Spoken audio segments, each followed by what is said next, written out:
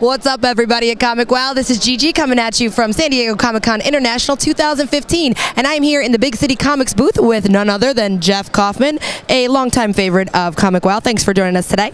Any day, anytime.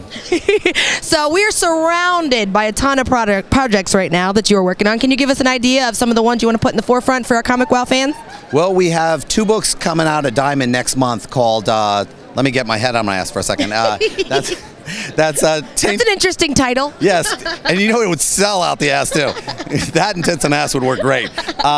No, we have Bayou Bound and Tainted coming out through Creature Entertainment, and then we have 2 books coming out next year called Gabriel Tempest, Broken Souls, that's our vampire book, and then we have Scary Fails, which is kind of like if you put Supernatural and Once Upon a Time together. That sounds pretty sexy. So what can we expect from these books exactly as far as Gabriel Tempest? Well, Gabriel Tempest, the idea, vampires, I'm not into the 90210 version of vampires. The idea is, you know, having to kill somebody sucks. And the idea of what you got to live with. And it's, the immortality works, but eventually you get tired of running around and doing stupid crap. And I think he really wants to do himself in, but something happens and it forces him to basically pull a Matt Murdock and go back to practicing law. So where do these ideas for these stories come from? Because they're kind of vastly different. So is it something that you have some kind of creepy dream one day and you wake up and you're like, oh, or you meet somebody on the street and they're inspiring to you? Where do the ideas come from?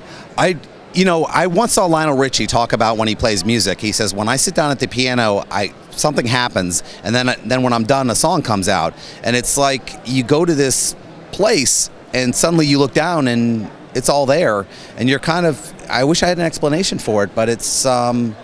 Sometimes I think that's a little bit better because it's like if everything is so contrived and everything is so, you know, thematic and comes from a really laid out to contrived place, then that you don't get a good story out of it. So maybe the fact that it does just happen is what makes it so perfect. Well, the idea of not believing what you're writing, that's the problem. Everyone has cute ideas, but can you really feel like, you know, as stupid as the children's book that we did, Chip and Gorro, I actually gave a crap about what Chip and Gorro felt. In comparison to, okay, this is a bear and a gorilla, I felt, you know, Gorro, I want the banana. You know, it was very simple what he wants. Gabriel Tempest, he wants to die. It's really the same thing as if you can inhabit somebody you're writing, you know, there's an honesty to that in the end, I did what I could. What's your favorite part about coming to San Diego Comic-Con for these things and promoting the books? Is it the interaction with the fans? Is it getting to see the other industry people? What is it? Is it me? Oh, well, all the time, Gina. That's our dad picture. San Diego's a Super Bowl, and being able to be here, there's a feeling that happens to you when you're here.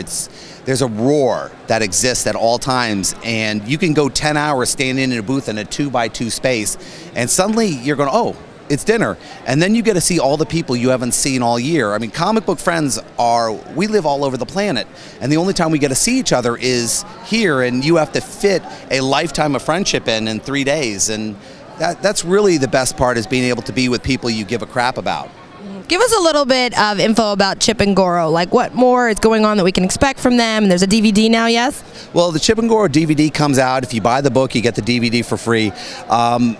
What I find out is children love the idea of believing that their animals are alive. We believe, and we still do. We'll pull an old stuffed animal and you pick it up and you'll have that feeling. And I mean, you're really talking about something made of cloth and stuffing, but at the same time, these were your feelings. They were your friends. They were people that took care of you when you were sad. So, oh, I love a banana. And yes, yeah, I'm always there for my deity. You know, and you know that these animals, they'll always be there for you as long as your parents don't throw them out with your comic book collection.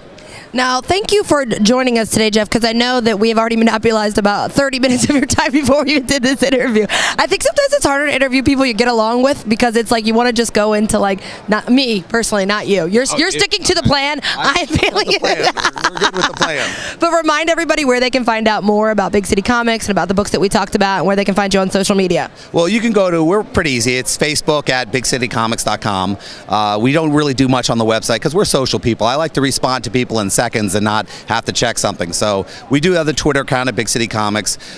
The idea is this, is be involved with your fan base, be involved with people who love this stuff. I mean, that's one of the main reasons I do comic books, is I really love the people in comics. I love the writers, the directors, everyone who's involved in it, because we all believe that there is some great moral compass that comic books bring to us. And, you know, we all have something in common, and that's it. If you had to pick one of the books to turn into a live-action version, who would it be? Which would it be? Well, you know what I want to say, but the truth is I think Bayou Bound, the new book we did, it feels like if you put Buffy and Eureka together.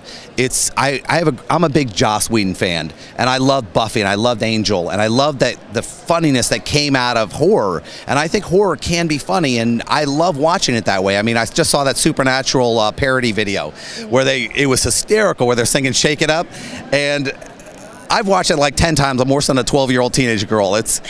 I like that, and I think anything you can do to amuse people. So I think Bayou Bound's the most amusing. But horror was a fun book. I mean, horror's about a guy who did anything for money, and it was a character that had no compass at all, and not being able to be afraid of what you write. I could write Jacob Mars forever because he doesn't care. I don't have to worry about what he does. The only thing I have to worry about is having him feel bad about what he does, because then you wouldn't forgive him. Yeah. And the final and most important question, who is your favorite on-screen personality on ComicWow? Oh, that would be you. Of course. Good answer. Good answer. All right, Jay. Well, thanks for making time for us today. For ComicWow, I'm Gigi. This is Jeff Kaufman, and you're welcome.